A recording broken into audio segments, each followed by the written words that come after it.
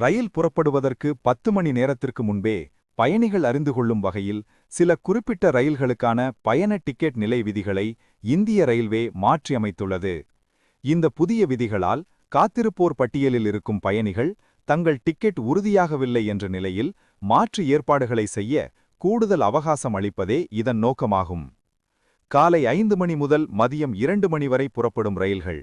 இவற்றுக்கான முதல் முன்பதிவு பட்டியல் முந்தைய நாள் இரவு 8 மணிக்கு தயார் செய்யப்படும்.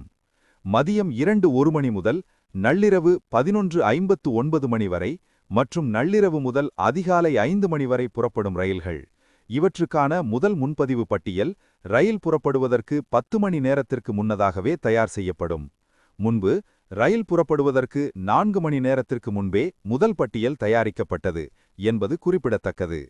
இதன்படி PNR எண்ணை பயன்படுத்தி கீழ்க்கண்ட வழிகளில் தங்களின் நிலையை தெரிந்து கொள்ளலாம்.